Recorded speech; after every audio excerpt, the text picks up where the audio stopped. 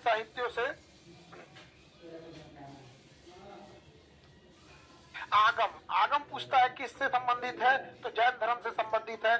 कैवल्य, ज्ञान प्राप्ति को कैवल्य कहते हैं, इसका भी संबंध किससे है, तो जैन धर्म से है, जैन धर्म से संबंधित है। अब हम लोग देखते हैं जैन संगीतियां क्या होती। संगीति का मतलब होता है महाजुटान, एक यज्ञ, एक वो कहिए जिसमें पूरे भारत, पूरे विश्व से लोगों को बुलाया जाता था, आमंत्रित किया जाता था, और जिसमें जैन धर्म के बारे में बताया जाता था।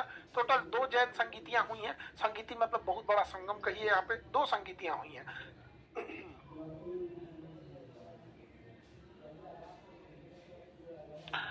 टोटल 2 जैन संगीतियां हुई।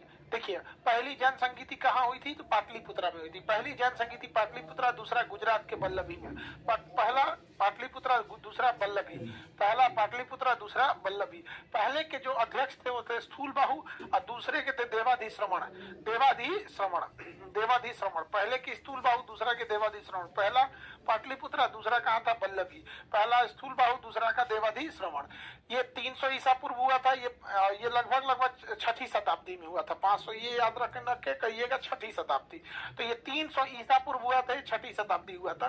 तो जैन धर्म में टोटल कितनी संगीतियां हुई, 2। याद रखिएगा पहली जैन संगीति कब हुई, पहली जैन संगीति पाटलिपुत्रा में हुई थी, पटना जहां पे अभी हम खड़े हैं।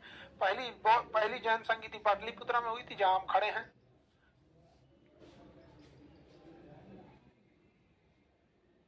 आगे बढ़े।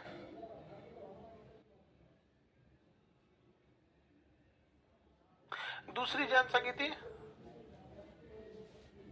जैन संगीति आपकी वल्लभी हुई थी। पहला का स्थूलबाहु, दूसरा के देवाधिश्रवण। ये 300 ईसा पूर्व हुआ था, ये 6ठी शताब्दी हुआ था।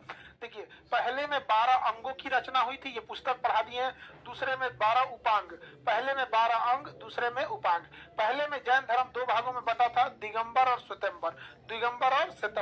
दिगंबर जो होते हैं कपड़े नहीं पहनते हैं, श्वेतांबर जो होते हैं वो सफेद रंग के वस्त्र को पहनते हैं। श्वेतांबर और दिगंबर में कुछ अंतर, ये सब श्वेतांबर सफेद रंग का वस्त्र पहनते हैं, ये निर्वस्त्र रहते हैं। इसमें स्थूल बाहु थे, इसके में भद्र बाहु थे। यहाँ पे इसमें महिलाओं को मोक्ष नहीं हो सकता, इसमें महिलाओं को भी मोक्ष मिल सकता है।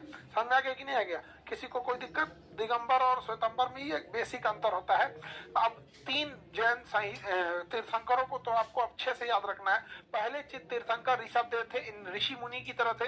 ऋषभदेव याद रखना है। 23वें पारसनाथ, 24वें महावीर स्वामी याद रखना है। देखिए ऋषभदेव का चिन्ह था बैल, और पारसनाथ का चिन्ह था सांप, और महावीर स्वामी चूंकि विजेता थे, इनका चिन्ह था सिंह, शेर, लॉयन। सिंह या लॉयन था इनका चिन्ह, क्या था, सिंह या लॉयन था। तो इन तीनों लोग को आपको याद रखना पड़ेगा किसका कौन सा चिन्ह था, क्योंकि ये कभी कभी एग्जाम में पूछता है चिन्हों के बारे में, तो ये आपको पता होना चाहिए चिन्ह किसका क्या था। ठीक है सर, साफ नहीं दिख रहा है। हाँ जी, बैकग्राउंड व्हाइट नहीं लगाया करो। आगे से बोल देना ना, पीपीटी का बैकग्राउंड व्हाइट कलर में नहीं बनाएगा। ठीक है, आगे बढ़े।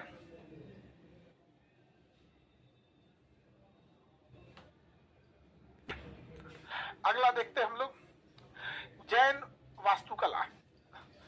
जैन वास्तुकला मतलब क्या क्या चीजें बनाई गई थी, जिसमें सबसे ज्यादा अगर क्वेश्चन पूछेगा तो गोमतेश्वर या बाहुबली की प्रतिमा। गोमतेश्वर की प्रतिमा श्रवणबेलगोला कर्नाटक में है, ये बहुत ज्यादा पूछता है। दूसरा दिलवाड़ा का जैन मंदिर पूछता है, माउंट आबू पर है। दिलवाड़ा का जैन मंदिर माउंट आबू पर है। तो ये 2 चीजें आपको नहीं भूलना है, ये 2 बहुत पूछता है। गोमतेश्वर या बाहुबली की प्रतिमा श्रवणबेलगोला में है। दिलवाड़ा का जैन मंदिर राजस्थान के माउंट आबू पे। बिमल शाह के 2 सामंत थे, वस्तुपाल और तेजपाल ने बनवाया था। हाथी गुफाएं, देखिए रॉकट ये उड़ीसा में है। हाथी गुफा खारबेल ने बनवाया था। हाथी गुफा अभिलेख खारबेल ने बनवाया था। राष्ट्रकूट शासक क्या बना था, पट्टदकल का मंदिर और ये गुफा वगैरह बनाया था। और वही अगर आप देखेंगे हाथी गुफा अभिलेख तो खारबेल ने बनवाया था उड़ीसा में। लेकिन ये 2 आपको नहीं भूलना है, दिलवाड़ा का जैन मंदिर और गोमतेश्वर का बाहुबली मंदिर।